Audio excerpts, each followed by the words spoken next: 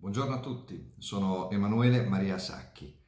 Ho collaborato con le principali banche italiane, con BlackRock, con Deutsche Bank, con le prime tre banche svizzere e il mondo della finanza è certamente un mondo molto intrigante.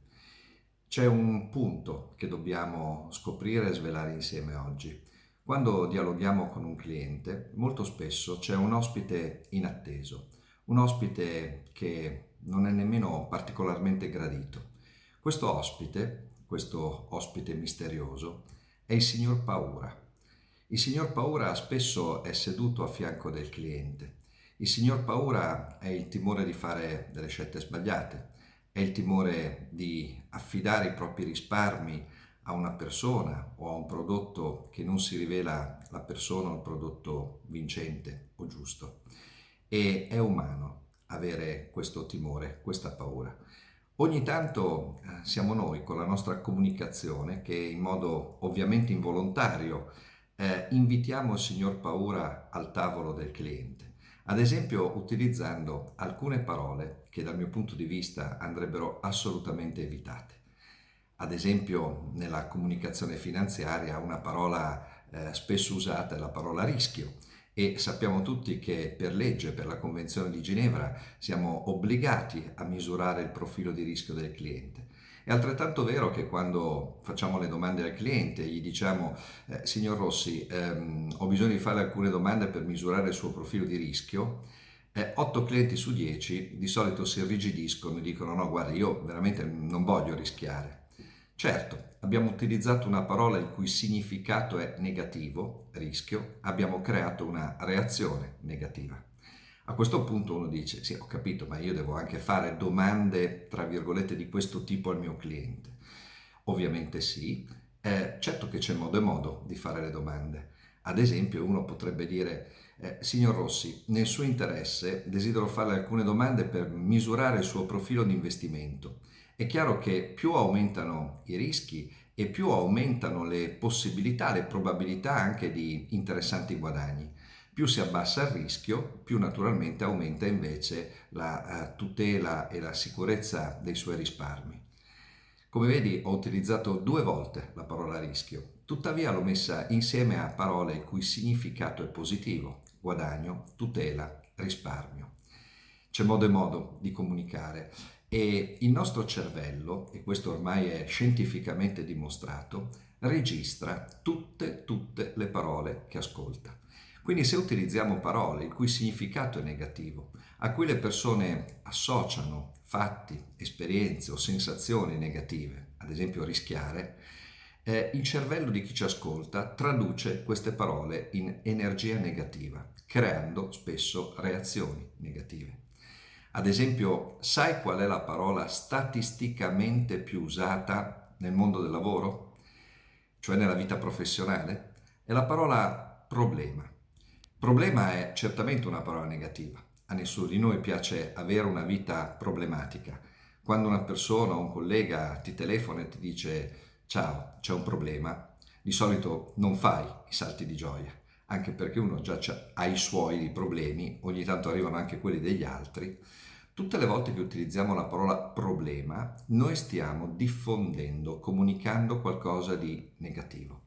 Cancella la parola problema dal tuo dizionario. Non esistono problemi, esistono situazioni da risolvere. Questo non solo per un motivo lessicale, ma soprattutto per un motivo assolutamente pratico. Ad esempio, se io, Emanuele, anche mentalmente mi ripetessi ho un problema, ho un problema, ho un problema, ho un problema è statico. Ho un problema significa che io sono dentro quel problema, che abito quel problema, è statico. Se invece di dire a noi stessi ho un problema, riuscissimo a dirci, ad esempio, ho una situazione da risolvere è dinamico. Situazione da risolvere implica che qualcosa farai, che almeno ci proverai. Cambia l'atteggiamento da statico a dinamico, da reattivo a proattivo. Cambia decisamente. Già sarebbe un bel risultato pratico se riuscissimo a eliminare per sempre la parola problema e cominciassimo invece a pensare, a ragionare e a dire in termini di situazione da risolvere. Se poi ti chiama una persona e ti dice, senti, ho un problema, rispondigli, vediamo di risolvere la situazione. Cioè, spostalo dalla pura accettazione del problema, dalla staticità del problema, al fare qualcosa o almeno a provare a fare qualcosa per risolvere la situazione. C'è un'unica parola che la nostra mente inconscia non registra, o meglio registra in modo molto molto debole, ed è la locuzione non. C'è un vecchio gioco che, ad esempio, se io ti dicessi non pensare a una giraffa, hai presente, ecco, non pensare alla giraffa, quell'animale col collo lungo, sta in Africa, al mantello maculato, ecco, non pensare a una giraffa. Io credo che ognuno di noi, almeno per un istante, abbia pensato a una giraffa. Il non viene registrato, quello che c'è dopo sì. E qual è l'unico modo per non pensare a una cosa che ti è appena stata comunicata? Beh, l'unico modo per non pensare a una giraffa è sostituire questa immagine con qualcosa di diverso, con un leone, con un elefante o con quello che preferisci. Il non viene registrato. Questo che cosa significa?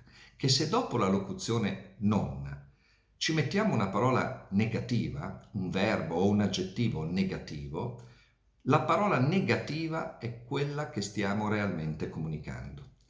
Queste comunicazioni io le chiamo frasi killer. Ad esempio, immagina una persona, ma non un amico, l'amico del cuore, una persona di cui ti fidi ciecamente, un conoscente o magari una persona che desidera proporti uno strumento finanziario. Immagina una persona che ti dica, guardi, non per criticarla, ma il non viene registrato, criticare sì. E una persona che si sente dire non per criticarti, ma che cosa si aspetta? Beh, ovviamente una critica.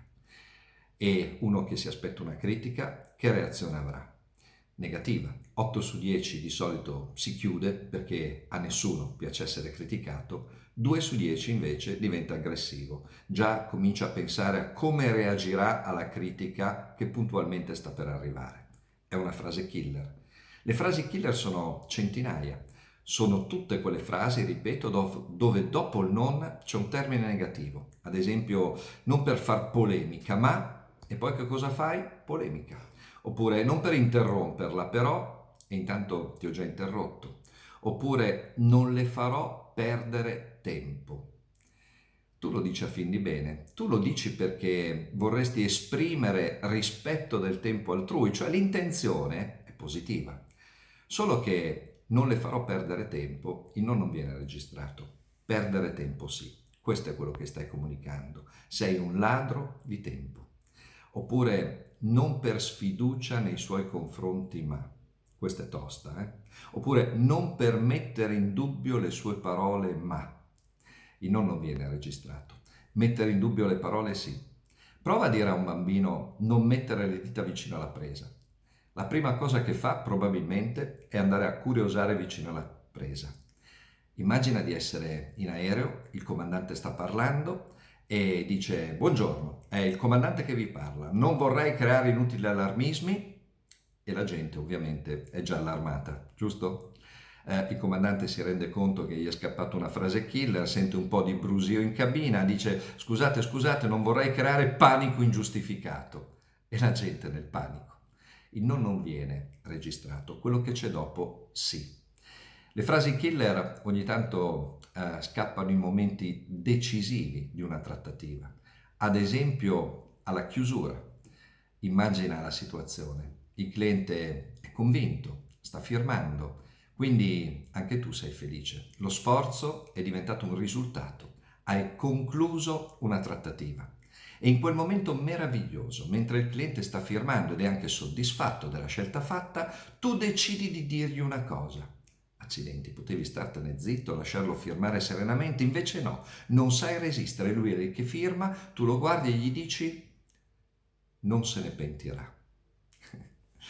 Guarda l'espressione di quel cliente adesso, prima era totalmente sereno, ora no, ora c'è qualcosa di strano, di non razionale, di non comprensibile, ma che comunque esiste, che magari lo sta portando a dire ma perché? Perché? Potrei pentirmene?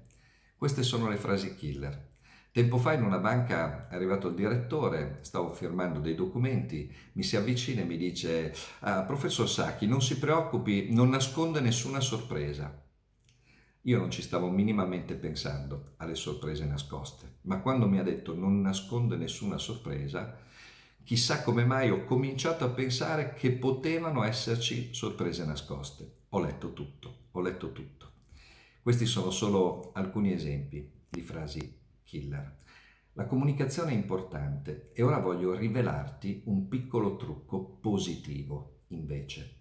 Hai presente quando vorresti dire cose importanti al tuo cliente? Ad esempio che tu sei decisamente più bravo, più competente della media, ad esempio che tu ci metti più cura, ad esempio che tu sei più preparato, al tempo stesso temi di esagerare, temi di sembrare un po' arrogante? Bene, c'è un piccolo trucco che ti può aiutare in queste situazioni. Un trucco per comunicare cose veramente meravigliose in modo semplice. Scrivi queste 4 parole. Sono parole magiche, sono parole persuasive che prendo in prestito dall'ipnosi conversazionale. E queste 4 parole magiche, ti invito a scriverle, sono: non voglio dire che. Non voglio dire che. Perché queste 4 parole possono essere davvero potenti? Perché ormai lo sappiamo, il non viene registrato, quindi non voglio dire che, quello che resta è voglio dire che. Dopo queste 4 semplici parole tu puoi dire qualunque cosa a un essere umano, qualunque, anche la più altisonante, anche la più potente, con una semplicità, con una comunicabilità, con una accettabilità davvero interessante. Ad esempio, non voglio dirle che questa è l'unica soluzione vincente in questo momento. Tuttavia mi sembra particolarmente adatta alle sue esigenze, signor Rossi, non crede? Oppure non voglio dirle che siamo una banca perfetta, al tempo stesso abbiamo standard qualitativi decisamente elevati. Non voglio dirle che siamo una banca perfetta, intanto l'ho detto, il tuo cervello l'ha registrato. Non voglio dirti che questo video sia il migliore a cui tu abbia assistito. Al tempo stesso penso che tu possa prendere qualche spunto concreto, non credi? Dopo il non voglio dire che, puoi dire veramente qualunque cosa.